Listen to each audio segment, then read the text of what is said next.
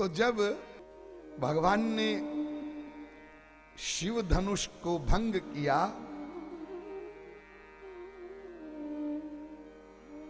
तो पहले सब राजाओं ने भी प्रयास किया था, ये कल आप लोगों ने सुनाई। उन राजाओं में कुछ राजा लोग बड़े कुटिल बुद्धि के थे।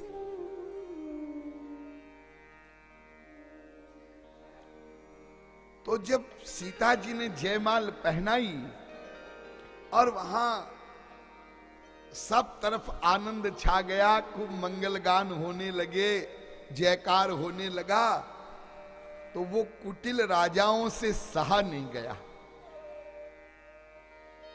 तो कुटिल कुटिल जो दुष्ट राजा थे उन्होंने अपना एक झुंड बनाया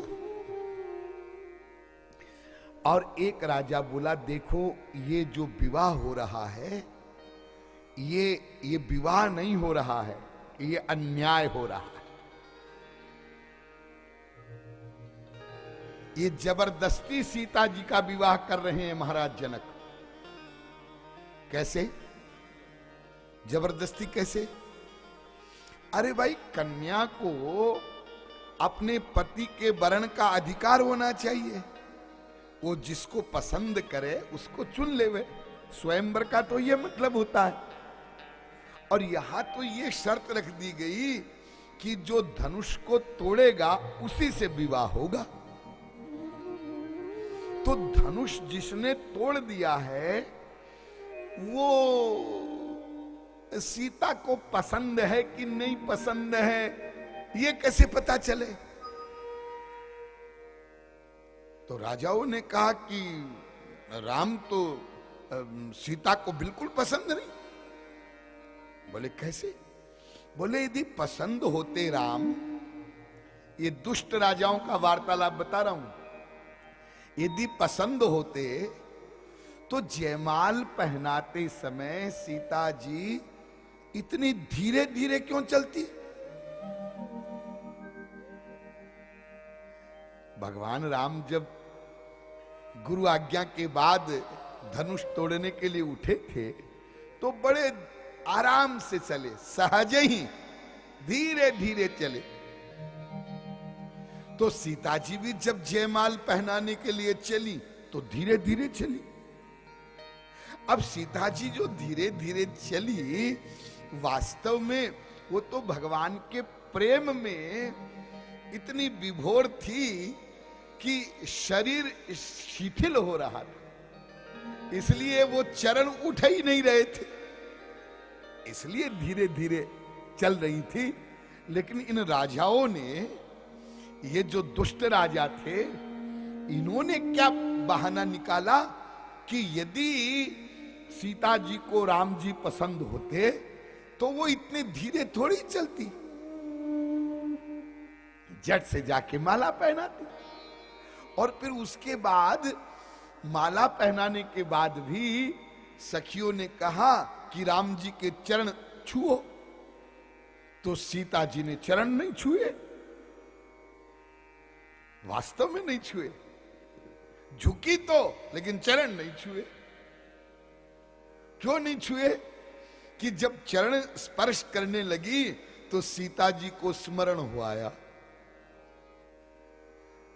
अहल्या का उद्धार हुआ था ना, वो विषय स्मरण हुआ आया कि वो पति के लोग चली गई। तो सीता जी को संकोच हुआ, डर हुआ, तो दूर से ही तो राजा लोग बोले कि देखो इतनी अश्रद्धा कि पति का चरण भी न छुए। तो सब बोले बिल्कुल ठीक, तो अरे छुड़ा लो, छुड़ा लो, ऐसे नहीं हम सीता को जाने देंगे यहां से। तो बोले छुड़ा लो, इतनी शक्ति है क्या, छुड़ा लो। तो बगल वाला दूसरा राजा बोला छुड़ाना थोड़े, ये केवल बोलना ही तो है, छुड़ा लो। ये जो लोग कुछ होते हैं ना, केवल केवल बहकाने वाले, उकसाने वाले लोग, और कर्तव्य का पालन तो करते नहीं, केवल उकसाते हैं। बिना कुछ किए हमको मिल जाए तो उकसाते हैं। अरे भाई, सीता जी को तुम चाहते थे तो धनुष को तोड़ते, धनुष तो टूटा नहीं, अब कहते पकड़ लो, अब पकड़ लो, छुड़ा लो, ऐसे नहीं ले जाने देंगे सीता जी को, सब अपने अपने शस्त्र संभालो। तो और भी जो दुष्ट राजा थे वो भी इकट्ठे हो गए। अब वहां पर बाउंडर मच गया, ऐसे नहीं ले जाने देंगे, ऐसे कैसे ब्याह होगा, ऐसा कैसा स्वयंवर है। और यदि महाराज जनक भी आ जाएं सेना के साथ तो जनक को भी पकड़ लो, बंदी बना लो। एक युद्ध की स्थिति बन गई। तो सीता जी ने देखा कि ये क्या स्थिति बनी। सखियों ने सीता जी को संकेत किया और जानकी जी को अंदर लेके चली गई। अब गुरुदेव चुपचाप बैठे हैं और भगवान राम भी सहज भाव से बैठे हैं और लक्ष्मण जी इधर उधर देख रहे हैं कि ये क्या हो रहा है। अब अंदर अंदर से तो लक्ष्मण जी को बहुत बेचैनी हो रही है कि ये दुष्टों की ये हिम्मत ऐसे बोले, लेकिन लेकिन कुछ कर नहीं पा रहे। और वहां पर जो सब जनकपुरवासी भी बैठे थे, सब लोग एकदम ऐसा वातावरण, अभी कुछ देर पहले एकदम आनंददायी वातावरण था और अब एकदम वातावरण बदल गया। ऐसा लगा कि अब तो यहां पर संग्राम छिड़ जाएगा।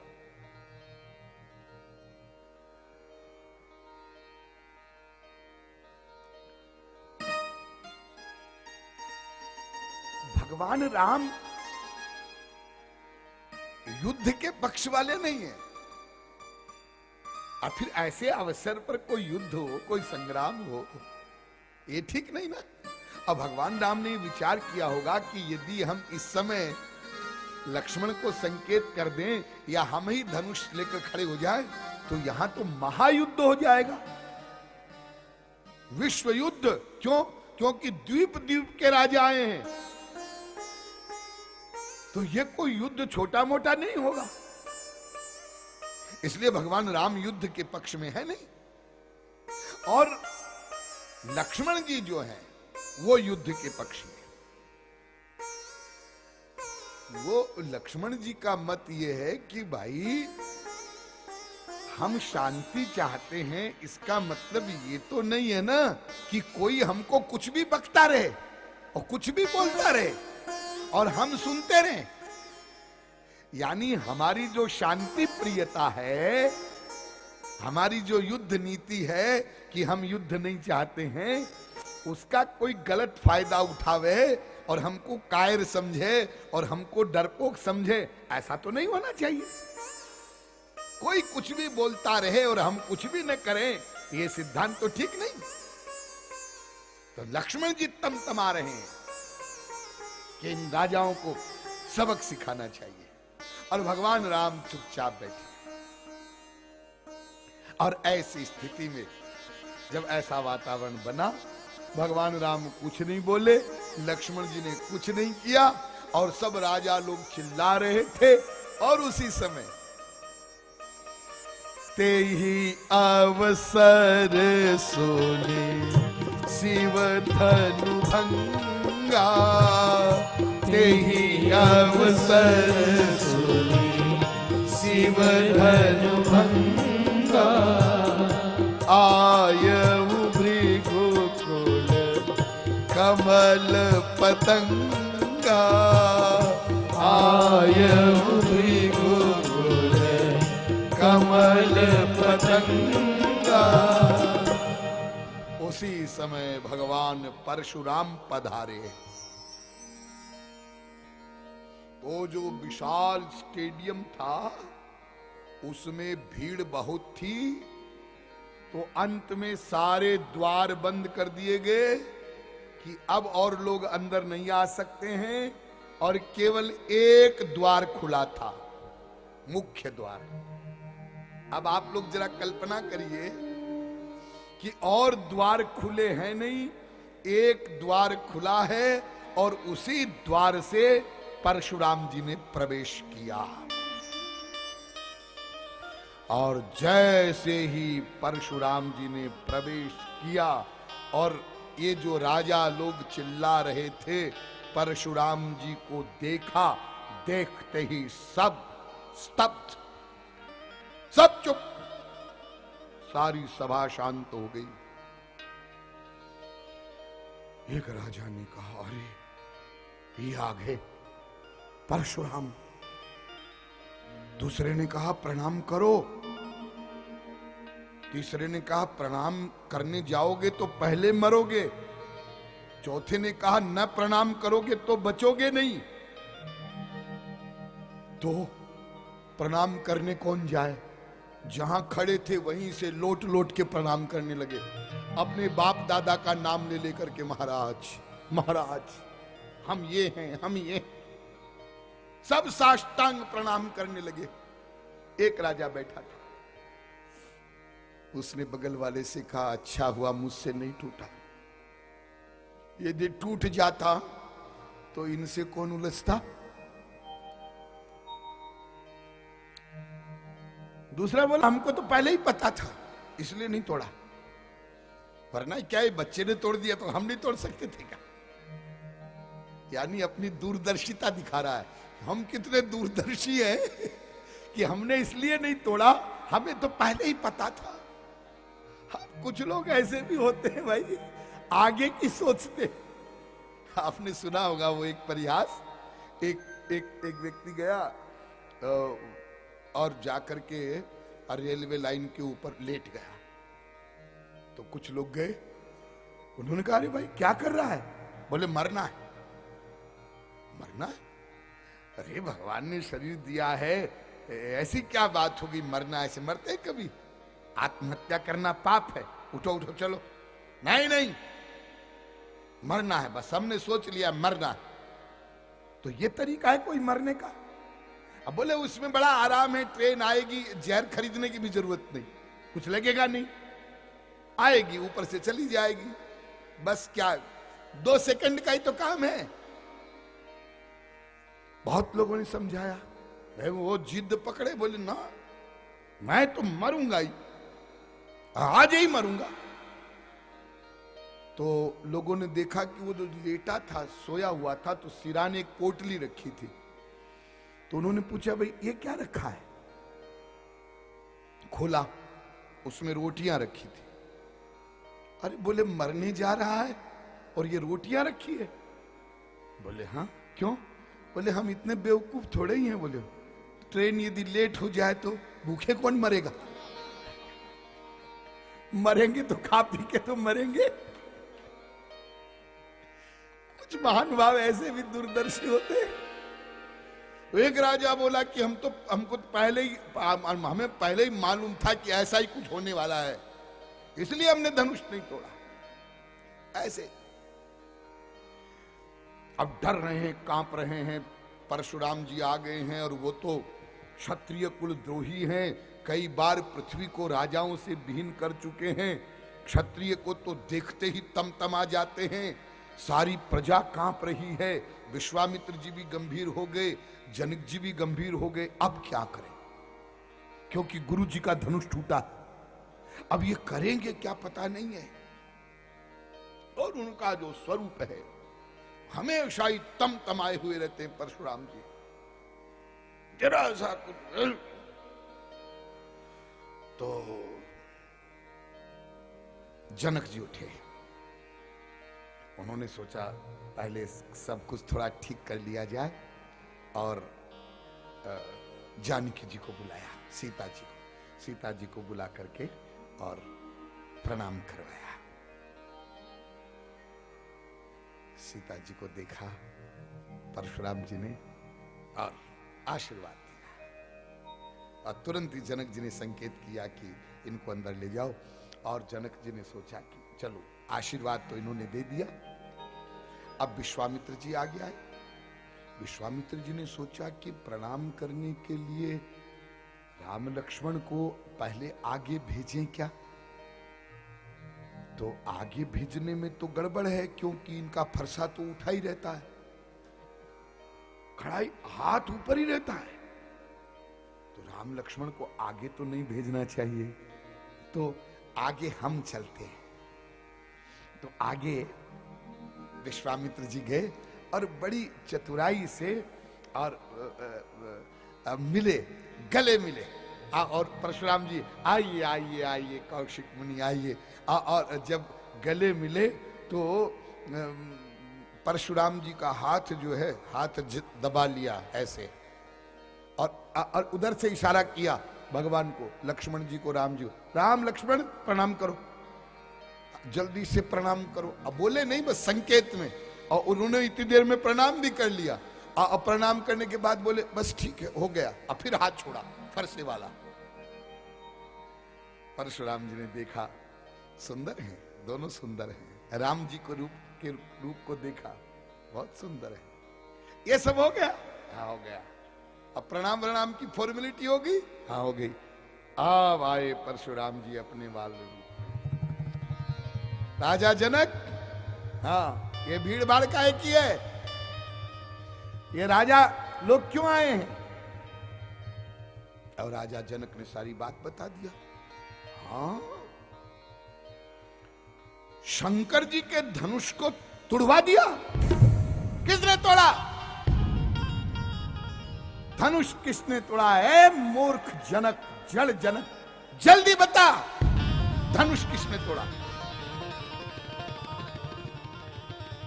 और यदि उत्तर नहीं मिला तो जहां तक राज्य है तुम्हारा, मैं सारी पृथ्वी को उलट दूंगा। जनक जी चुप। अब कैसे बतावें किसने तोड़ा?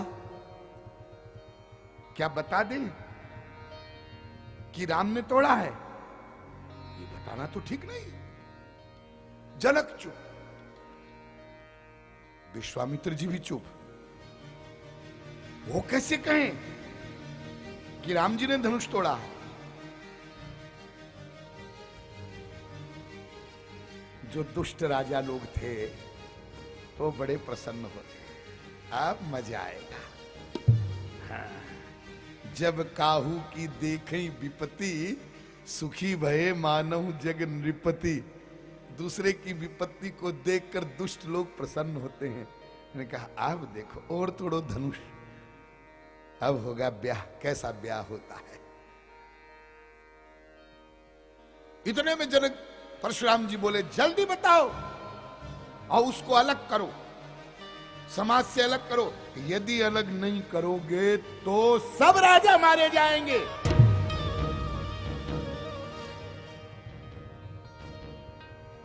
राजा बोले लो, न धनुष टूटा, न सीता मिली, मारे जाएंगे सो अलग।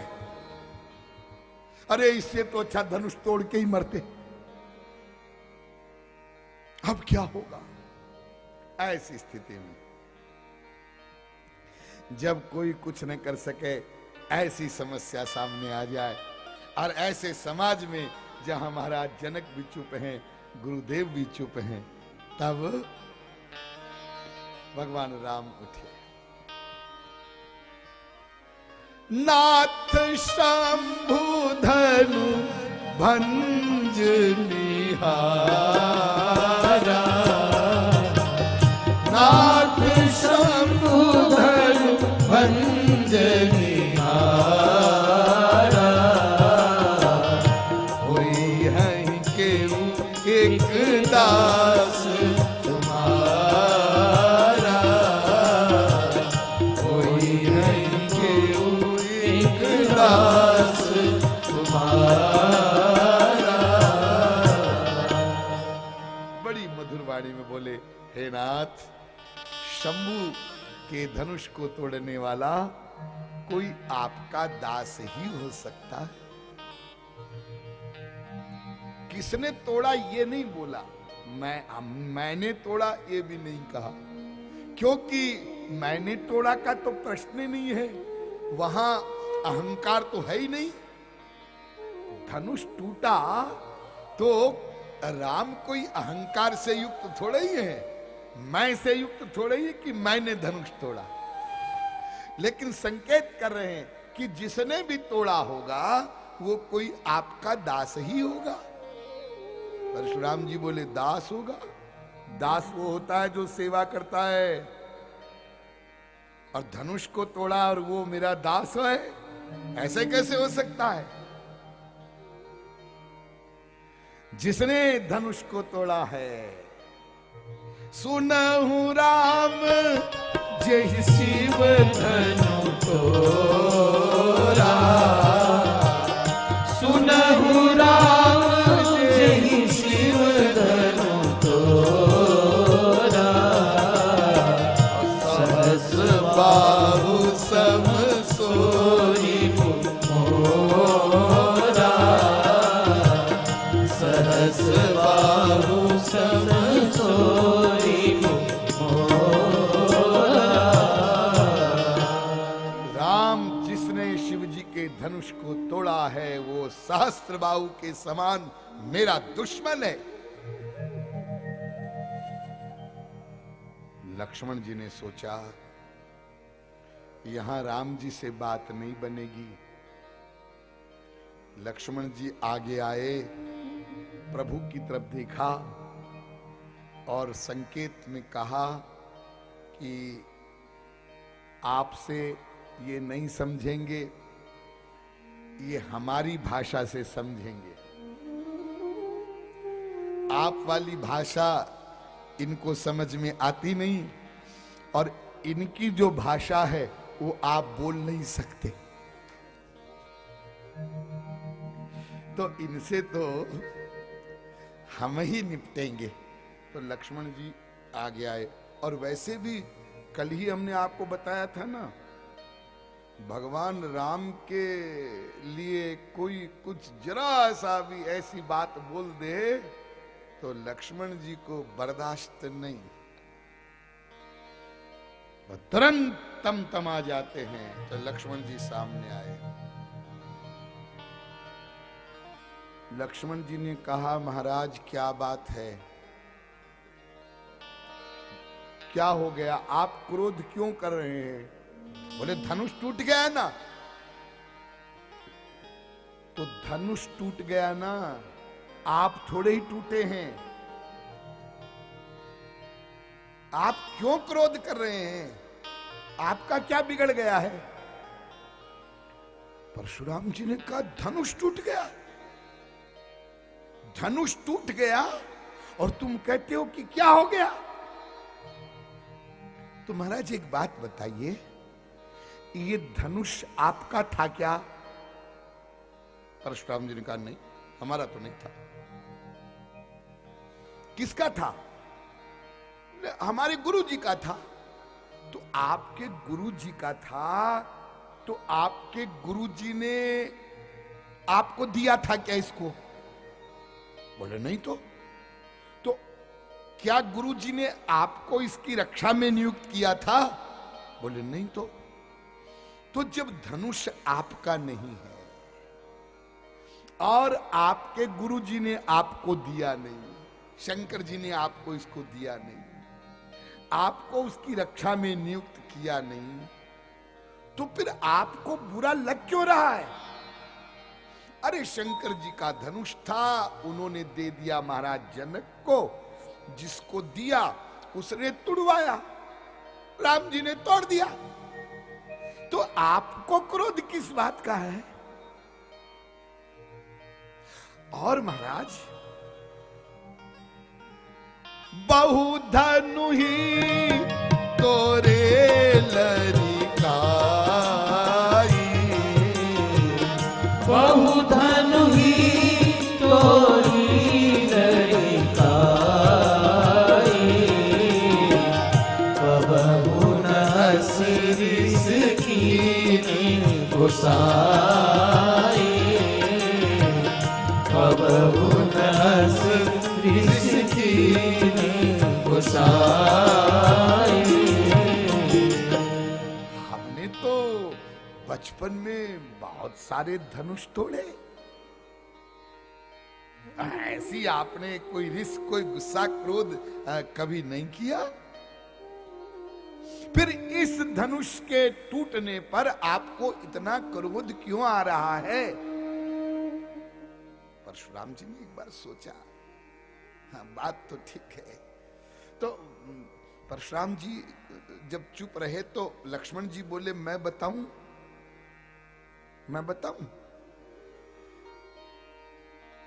यही धनु पर ममता के ही हेतु, इस धनुष पर आपकी ममता है। ममता माने आसक्ति, अटैचमेंट। बस ये आसक्ति तो हमको रुलाती है ना, ये आसक्ति के कारण ही तो हम दुखी होते हैं ना। हा? लक्ष्मण जी महाराज कहते हैं कि आपकी इस धनुष पर ममता, इसलिए आपको इतना क्रोध आ रहा है। परशुराम जी ने कहा, अरे बालक, रे नृप बालक, कालवश बोलत तो ही न संभार। अरे तू कालवश हुआ है, बोल समझ करके नहीं बोल रहा है। क्या तू शंकर जी के धनुष को साधारण धनुष की तरह समझता है? अरे वो शंकर जी का धनुष है। तो लक्ष्मण जी ने कहा, हम तो सब धनुषों को बराबर ही समझते हैं। क्यों? क्योंकि कोई भी धनुष हो उसमें से बाण निकलेगा तो मारेगा। अरे धनुष से निकला हुआ बाण मारता ही तो है, और क्या करता है? तो सारे धनुष से ही बाण से लोगों को मारा जाता है। अंतर क्या है? शंकर जी को इतना क्रोध आया, उन्होंने अपना फरसा उठाया, कुठार। अब फरसा उठा करके जोर से बोले। अब बोल तो रहे, लेकिन लक्ष्मण जी को इशारा कर रहे हैं मानो कि मेरे फरसे की तरफ देखो, ये देखो। लक्ष्मण जी बोले, हम आपका जनेऊ देख रहे हैं, जनेऊ, फरसा नहीं। आपका यज्ञोपवीत देख रहे हैं, और ये आप जो फरसा उठा करके दिखा रहे हैं ना, अरे तू मुझको केवल एक मुनि समझता है क्या? अरे मैं क्षत्रिय कुल द्रोही हूं, और मैंने कई बार पृथ्वी को क्षत्रियों से विहीन किया है, ब्राह्मणों को दान किया है। मैं बाल ब्रह्मचारी हूं, मैं कोई एक ब्राह्मण मुनि मात्र नहीं हूं। तो ये जो आप बोल रहे हैं, तो क्या फूंक से पहाड़ उड़ाना चाहते हैं? यहाँ कुम्हड़ बतिया को नाही, यहाँ कुम्हड़ बतिया को राही, जेतर जनी देखी मरी जाही, जेतर जनी देखी मरी जाही। कुम्हड़े का जो फल होता है, तो जब वो बहुत छोटा होता है, बतिया माने बहुत छोटा, तो उसको यदि ऐसे अंगुली से थोड़ा सा ऐसे कर दो तो वो गल जाता है। तो लक्ष्मण जी कहते, यहां कुम्हड़ बतिया को नहीं, कि आप फरसा दिखा रहे हैं और हम डर जाएंगे।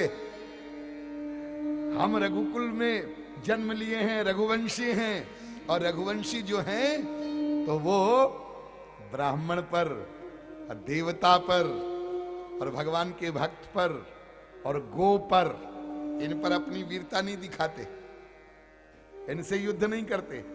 क्यों? इसलिए नहीं करते कि इनको मारने से पाप लगता है, और इनसे हारने पर अपकीर्ति होती है।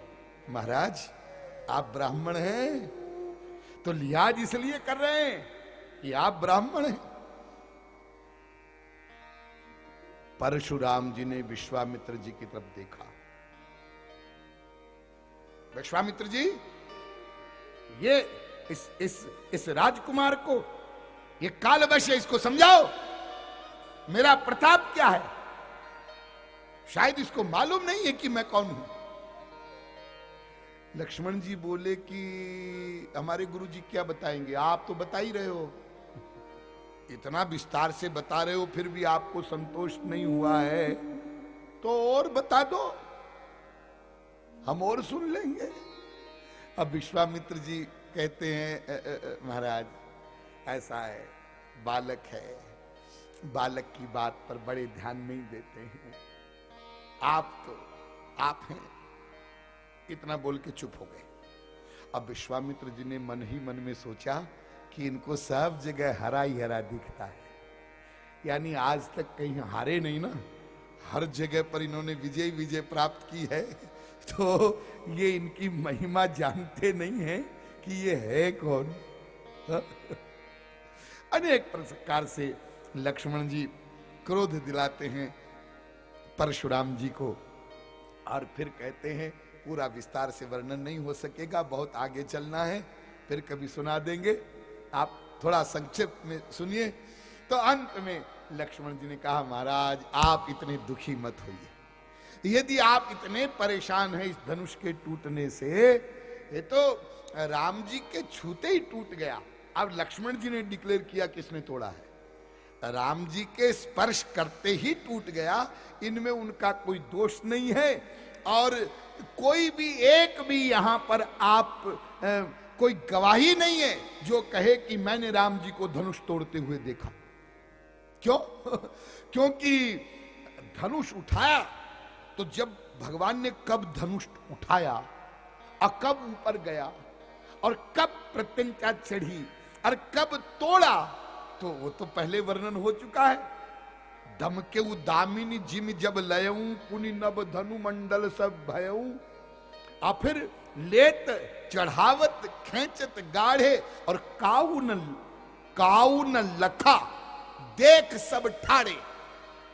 सब खड़े थे लेकिन किसी ने नहीं देखा कि कब राम ने धनुष तोड़ा। तो महाराज एक भी गवाही हो तो पूछ लो। फिर भी मैं कह रहा हूं कि छुआ और छूते ही टूट गया। अब इसमें तो राम जी का कोई दोष है नहीं, फिर भी महाराज आपकी बहुत ही ममता है, यदि तो ऐसा है कि कोई बुलावे, कोई कारपेंटर, कोई गुणी, कोई खाती, हा? सुतार को बुला करके और फिर इसको जुड़वा देते हैं। नैन तरे रे राम, जब लक्ष्मण जी ने ये बात कही तो नैन तरे रे, थोड़ी सी आंख दिखाई भगवान ने, और जैसे ही आंख दिखाई भगवान ने इशारा किया तो चुपचाप आके लक्ष्मण जी बैठ गए। देखिए ये हमारे लक्ष्मण जी ये विलक्षण है। वहां पर भी धनुष भंग से पहले भी जब बोले थे तो जैसे ही भगवान ने संकेत किया और चुपचाप आके बैठ गए। और यहां पर इतना वार्तालाप हो रहा है, संवाद हो रहा है, और एक से एक बात बोली जा रही है, और बीच बीच में जो वाणी भगवान परशुराम को क्रोध दिलाते हैं लक्ष्मण जी, और भगवान राम शांत करते हैं। ऐसी वाणी बोलते हैं बीच में उठ करके, महाराज बालक है, कितना छोटा बालक, सूद दूध मुख, अभी तो दूध मुहा बालक है। परशुराम जी कहते हैं दूध मुहा है, इसके मुंह में जहर भरा है। हाँ? कैसी वाणी बोलता है। लेकिन जब लक्ष्मण जी ने बहुत कुछ कहा, और तो भगवान राम के कहने से पहले जनक जी महाराज भी थोड़ा बोले कि ये तो अनुचित है, ये तो अनुचित है। और जो सभा थी, सभा में भी लोग बोल पड़े, ये छोटा वाला बड़ा खोटा है भाई, बड़ा खोटा है। हाँ, जब वहां पर बोले थे धनुष तोड़ने से पहले, तब तो प्रजा ने तारीफ किया, हाँ ये छोटा वाला बढ़िया है। और देखो इतनी देर में ये जो लोकमत हो ना, तो लोकमत होता है ना, ये बहुत जल्दी बदलता है। अभी तो तारीफ कर रहे थे, अभी जनकपुर वाले बोलने लगे बड़ा खोटा है। ऐसा नहीं बोलना चाहिए। तो भगवान राम ने संकेत किया, बैठो, और लक्ष्मण जी तुरंत आके बैठ गए। अब आप देखिए, सुनने में बात कितनी साधारण लगती है, लेकिन आप संसार में देखिए, दो व्यक्ति यदि लड़ रहे हो आपस में, कोई विवाद हो रहा हो, और आप जाकर किसी एक को समझावे, तो वो समझ जाएगा क्या? वो क्या बोलेगा? आप मुझे ही समझा रहे हो, उसको क्यों नहीं समझाते? मुझे ही। अब परशुराम जी इतना बोल रहे हैं, तो लक्ष्मण जी ने ये नहीं कहा कि महाराज जरा आप इनको भी तो समझाइए। ना ना, चुपचाप आके बैठे। हमारे संत लोग एक बहुत बढ़िया उदाहरण देते हैं कि ये भक्त कैसे होते हैं भगवान के। तो उदाहरण दिया मटेरियल, जैसे पंखा चलता ना, पंखा, हाँ, और एक बल्ब जलता है, हाँ हाँ, तो इन दोनों में अंतर है। आप बटन बंद करेंगे ना, तो बटन बंद करते ही बल्ब बंद हो जाता है, लेकिन पंखे का बटन बंद करते हैं ना, हाँ, तो तुरंत बंद नहीं होता है। करंट सप्लाई तो बंद हो गई, लेकिन फिर भी वो थोड़ा चलता है थोड़ी देर तक, उसके बाद में फिर वो फिर बंद होता है। और एक, चलो एक मजेदार बात और सुन लो। कभी कभी ये पंखे चलते भी बड़ी देर से हैं। पुराने जमाने में आप लोगों ने कभी ट्रेन में सफर किया हो, सेकंड क्लास में, 3 टायर में, हमने किया है। प्रचार की लाइफ के बाद भी खूब किया है। 3 टायर में जाते थे तो वहां ऊपर पंखे होते थे, तो कभी कभी वो ट्रेन में वो पंखा चलता नहीं था। हमने देखा बगल में बैठा एक आदमी, पंखा नहीं चल रहा है, तो बगल वाला कहता है, जो ज्यादा सफर करते हैं, अभी चलेगा। कैसे चलेगा? बटन दबाया, चला? बोले नहीं चला, अभी चलेगा। अरे किसी के पास कंघा है, कंघा। तो शुरू में हमको समझ नहीं थी, तो हमने कहा कंघे से पंखा कैसे चलेगा? अब वो कंघा निकाल के उसमें घुसा के ऐसे करते चला। कभी कभी ये पंखा चलता नहीं, और बंद करो तो जल्दी से रुकता नहीं, लेकिन बटन दबाते ही बल्ब तो तुरंत जलता है, तुरंत बंद होता है। ऐसे हैं लक्ष्मण जी। जैसे ही भगवान ने संकेत किया चुप, तुम कहोगे चुप तो चुप, तुम कहोगे बोलो तो बोले। हाँ? और भगवान राम ने परशुराम जी से कहा, आप क्यों इतना क्रोध कर रहे हैं? आपका क्रोध कैसे शांत होगा? आप शांत हो जाइए।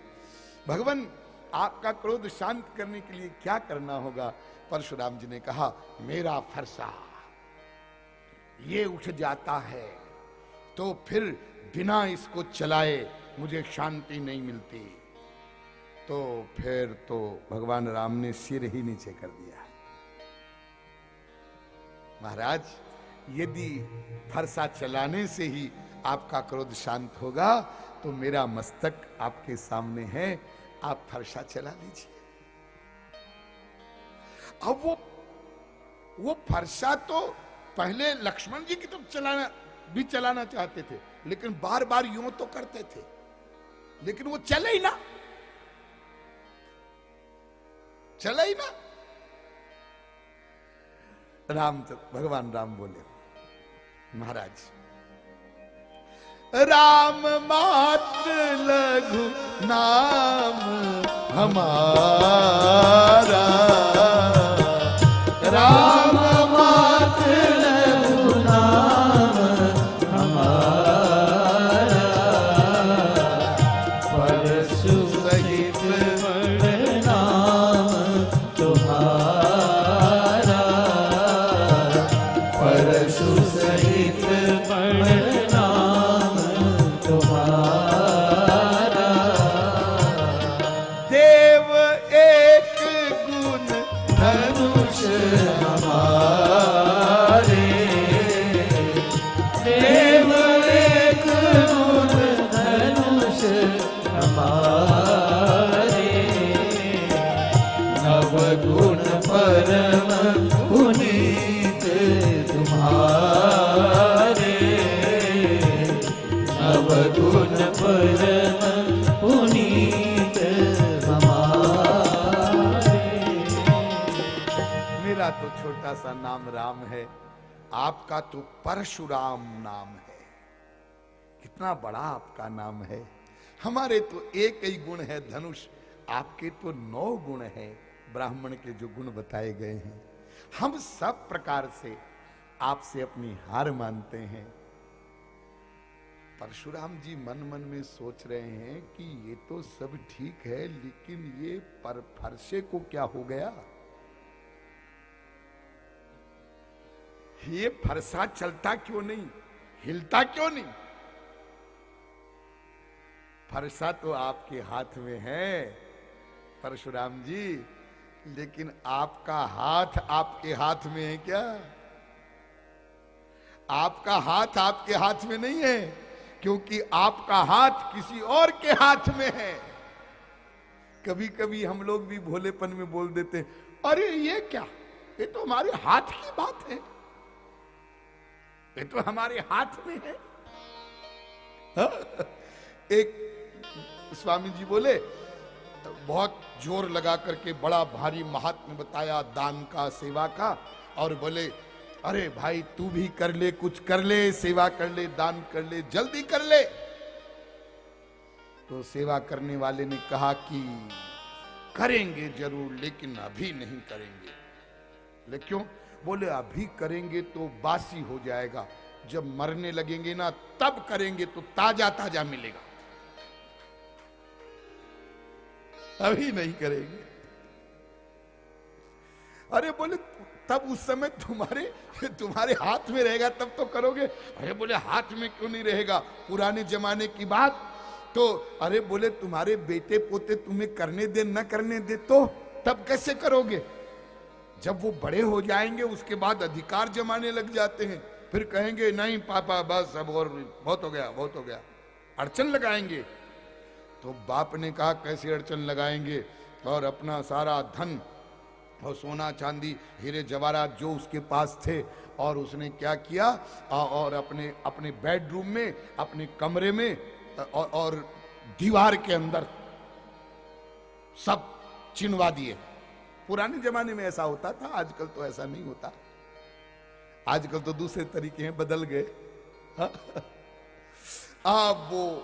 अब बेटों को भी मालूम था कि पिताजी ने यहां रखा है, और वो सोचता था कि जब जरूरत पड़ेगी, जब करना होगा तब करेंगे। लेकिन अचानक क्या हुआ कि उसको लकवा मार गया, पैरालिसिस हो गया, अब वो खटिया पर पड़ गया। अब तो न तो बोला जाए और न हाथ पैर काम करे। थोड़ा बहुत इलाज विलाज कुछ किया और थोड़ा थोड़ा हाथ वाथ उठने लगा, लेकिन बोली आवे नहीं। अब होश आया कि स्वामी जी ने बताया था कि जल्दी कर लेना। तो अब जब होश आया तो सोचे कि अब कुछ सेवा कर दूं, अब गौशाला में कुछ भेज दूं, लेकिन भेजे कैसे? तो बेटों को बुलावे, बेटे आवे। तो बेटों को वो बार बार हाथ उठा के इशारा करे। तो बेटों ने सोचा कि इनको मरना तो है ही है, तो इनको मरने दो। लेकिन अब जो ये इशारा कर रहे हैं वो यदि दान कर देंगे, सेवा कर देंगे, तो ये भी जाएंगे, वो भी जाएंगे। अब रिश्तेदार आवे मिलने के लिए, तो जब रिश्तेदार आवे और बाप की बात बेटे माने नहीं, तो रिश्तेदारों के सामने बार बार इशारा करें। और रिश्तेदार कहें भी कि भाई अब तो ये जा रहे हैं, अब तो इनके नाम से कुछ कर दो भाई, कुछ गोदान कर दो, कुछ सेवा कर दो भाई, बहुत कमाया इन्होंने, अब तो करो।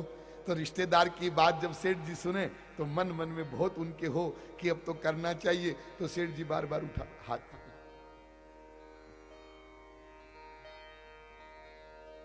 तो रिश्तेदार लोग पूछे भाई ये तुम्हारे पिताजी बार बार हाथ उठाते क्यों हैं, क्या इशारा करते हैं? तो बेटे कहें ये इशारा करते हैं जो था वो तो मकान में लगा दिया, अब बच्चा कहां? अब बच्चे तो लगावे, तो बाद में तुम्हारे हाथ में क्या रहेगा? तो परशुराम जी सोचे कि ये फरसा चल क्यों नहीं रहा है। तब विचार आया, अरे हाथ में जो शक्ति है, मुझ में जो शक्ति है, वो तो भगवान की है। तो कहीं ये भगवान ही तो नहीं है मेरे सामने जो खड़े हैं? ऐसा जब विचार आया, कहीं भगवान ही तो नहीं है। और फिर तो बाद में भगवान बोले, विप्र वंश के यह प्रभुताई, विप्र वंश के यह प्रभुताई, अभय होई जो तुम्हारी राई, अभय होई जो तुम्हारी राई। महाराज, ब्राह्मण वंश की यही प्रभुताई है, आपसे जो डरते हैं वो अभय हो जाते हैं। भगवान राम के वचनों को सुना और परशुराम जी के अंतर पटल खुल गए। देखा, अरे ये तो सच्चिदानंद ब्रह्म सुप्रीम पावर भगवान मेरे सामने खड़े। लेकिन फिर भी ये दो सूर्य एक साथ इकट्ठे कैसे हो गए? ध्यान दीजिए, दोनों सूर्य है ना, दोनों को तुलसीदास जी ने सूर्य कहा। उदित उदयगिरी मंच पर रघुकुल बाल पतंग, पतंग माने सूर्य, और परशुराम जी के लिए भी तेहि अवसर सुनि शिव धनु भंगा, आयु भृगुकुल कमल पतंगा। दो सूर्य एक साथ, यानी भगवान का एक अवतार पहले से था और दूसरा अवतार हो गया। यानी संकेत यह है कि आपका काम अब समाप्त हो चुका है। तो भगवान संकेत कर रहे हैं परशुराम जी को, अब जो कुछ करना है, आपने बहुत फरसा चलाया है, बहुत कार्य किया है, दुष्ट राजाओं का उद्धार किया है, अब आगे जो कुछ करना है हम करेंगे। लेकिन फिर भी परशुराम जी को शंका बनी रही। तो परशुराम जी ने कहा, प्रभु एक छोटी सी बात। क्या? राम रमापति कर धनु देहु, राम रमापति कर धनु देहु, खेचऊ मिटे मोर संदेहु, खेचऊ मिटे मोर संदेहु। ये धनुष जो मेरे पास है, ये नारायण धनुष है। देखिए, हर और हरि दोनों में जब स्पर्धा हुई, उनकी इच्छा हुई ऐसी लीला करे, तो विश्वकर्मा से कह करके दो धनुष बनाए गए। एक भगवान शंकर के लिए, शंकर जी का पिनाक शिव पिनाक, एक नारायण पिनाक, दो धनुष बने। तो जो भगवान विष्णु का पिनाक है उसको रखा गया जमदग्नि जी के पास में, और ये जो शिव पिनाक है इसको रखा गया जनक जी के पास में। तो शिव पिनाक तो टूट चुका। अब ये जो भगवान विष्णु वाला धनुष है, ये है परशुराम जी के पास। तो परशुराम जी ने कहा, ये धनुष लीजिए और बस इसकी प्रत्यंचा को चढ़ाकर जरा खींच दीजिए, तो मेरा जो संदेह है वो समाप्त हो जाएगा। और परशुराम जी ऐसे बोले, और जैसे ही धनुष को पकड़कर देने लगे, तो देत चाप आप ही चली गए हो, देत चाप आप ही चली गए हो, परशुराम मन विस्मय भय हो, परशुराम मन विस्मय भय हो। जब देने लगे तो देने की जरूरत नहीं पड़ी, धनुष अपने आप भगवान के पास चला गया। देखिए, भगवान के जो आयुध है ना, वो आयुध भी दिव्य हैं, वो जड़ नहीं है, तो अपने आप चला गया। अब परशुराम जी ने सोचा एक बार तो, अरे इतने दिन हमारे पास रहे, अब इनके पास जा रहे हो तो अपने आप ही तो थोड़ा तो ठहरते। हाँ?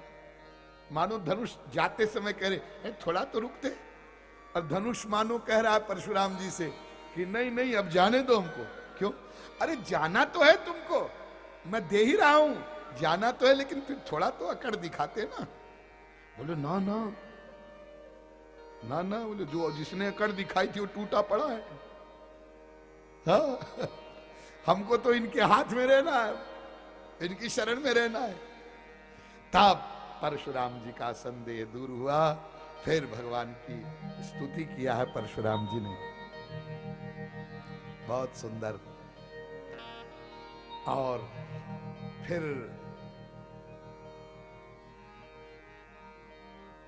अनुचित बहुत कहेऊ अज्ञाता, अनुचित बहुत कहेऊ अज्ञाता, क्षमहु क्षमा मंदिर दो भ्राता, क्षमहु क्षमा मंदिर दो भ्राता। मैंने आपको बहुत अनुचित कहा है, हे क्षमा मंदिर दोनों भाई, आप मुझे क्षमा करिएगा। और जयकार करते हुए वहां से परशुराम जी महाराज पधारे हैं।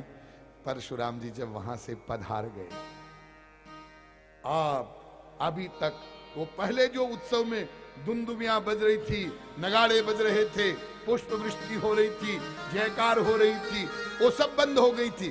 और जैसे ही परशुराम जी स्तुति करके जयकार करते हुए वहां से पधारे, फिर दुंदुबियां बजने लगी, बाजे बजने लग गए, नगाड़े बजने लग गए, जयकार होने लगी।